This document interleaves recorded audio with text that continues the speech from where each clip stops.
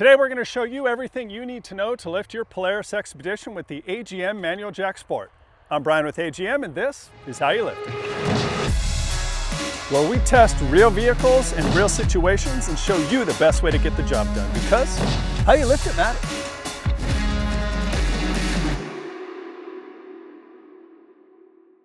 Trust me, it's happened to us more times than I care to admit. Nothing kills the fun faster than a simple trail fix turning into a whole new list of headaches, but it doesn't have to be that way.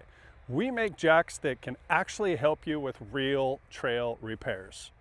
So today I'm not only going to show you how to lift your Xpedition, I'm going to show you how to make it safer and easier, so even a trail repair becomes just another part of the adventure. Let's get into it. Quick tip before we get started: if your car is drivable, try to park in a place that is flat with no rocks or debris. That way, if you have to work on the car or under the car, you're not fighting all that extra stuff. Also, make sure you put it in park. And if you have anything in the car, or if you can find any rocks, sticks, branches, whatever around, chock a tire. That way you know this thing's not going to roll while you're doing your repair. First thing we want to do is grab our jack out of the mount, get our impact and hook, head to the back of the car. Starting at the rear of the car, we are going to pick up along the body. Now, you can pick up from the suspension, but we found it's just so much easier to pick up along the side rail here. And you know there's a side rail in the car because you can actually see the screws along the plastic as well as feel them on the bottom. So if we put the hook in the jack, I opened the door so that the top of the jack has room to tip in and we're not actually pressing against the panel. That way we don't accidentally mar any surfaces. So door open, jack in place. We're gonna raise this just a little bit. We'll get this all the way pushed in. We have the pad contacting. We have a second point of contact here at the door sill. We are ready to lift.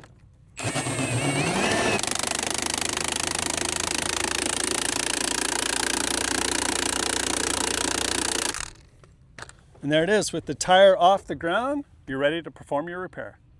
Here's a quick tip for you. If you're gonna have the car up for an extended period of time, grab an ice chest, spare tire, toolbox, whatever you have in the car or something from the surrounding area, slide that under the car. It's gonna act as a second point of contact. Even if it's not quite touching the car, what it also does is, God forbid the car falls off the jack, now you have something to catch the car, adds a little bit more safety, helps you get back onto the trail quicker. For the front, we're going to do something really similar. We'll open the door, and again, we're going to pick up on that rail that's just behind the rocker panel here. So, get the jack down in position. Raise that up, and we're going to make sure we're nice and planted. We have our 2 points of contact here on the pad, and then touching against the rocker itself. Go ahead and lift.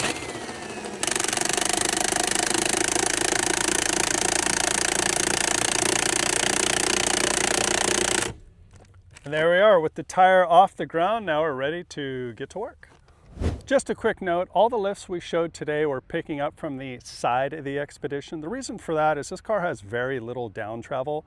You can get in there, make your lift, do your repair, and not have to mess around with the angle of the arms, which when you have a flat can be a bit more extreme. Plus there's concerns with body panels and fenders. So if you do need to lift from the suspension, you're more than welcome to do that. We just prefer to lift from the side of the car because it's very simple and you can get the job done quickly and safely. Now that we got a flat, let's put it all together and do a tire change. Get into the back door, adjust our collar height, install the hook, get those 2 points of contact.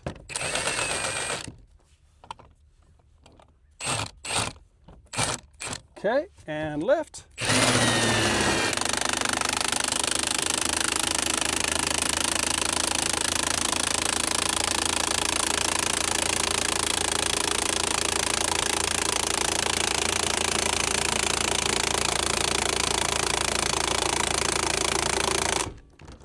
Okay, with the car up in the air, we can pull the lugs off now. Obviously, I'm using an impact. If you don't have one, you're doing this by hand. Good idea is to break all these lug nuts loose before you lift the car. That way the wheel's on the ground and it holds it. If you don't do that, you're gonna have to have somebody press on the brake pedal while it's in the air. Save yourself a few seconds, break them loose on the ground.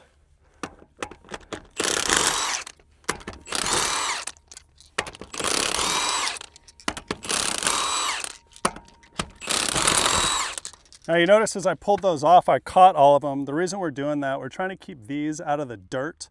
We don't want to get any dirt in here that could potentially go back onto the studs and gall between these threads and those. But hey, if you drop it, no big deal. Knock it out, blow out all the dirt, double check it's clean, and then stick these in a nice, safe spot. Get that flat off. Let's go replace it.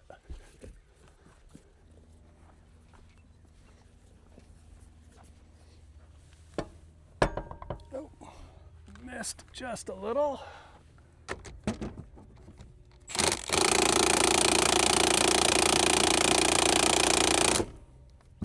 Up a bit more.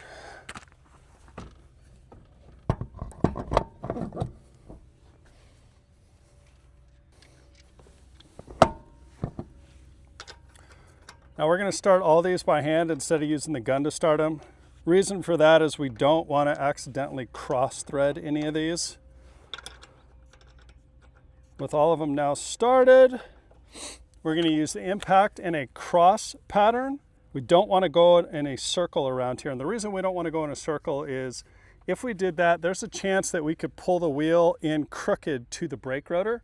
Now we wouldn't know it, all the lugs would tighten up just fine, but as soon as we start to drive, that wheel would center itself and then come loose. All the lugs would fall off and this wheel would no longer be attached to the vehicle. So do yourself a favor, hit it in the star pattern.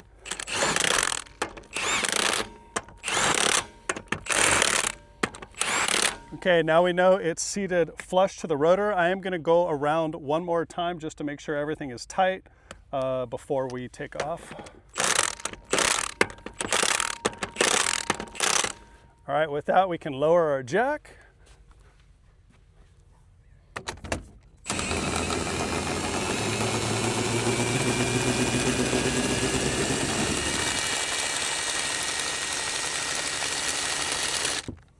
And get back on the trail. And that is everything you need to know about lifting your Polaris Xpedition with the AGM Manual Jack Sport. Today's video had one goal, and that's to make trail repair safer and easier, because how you lift it matters. I'm Brian with AGM, and this is how you lift it. If you have any questions or comments, please leave them below. Thanks for watching, and we'll see you next time.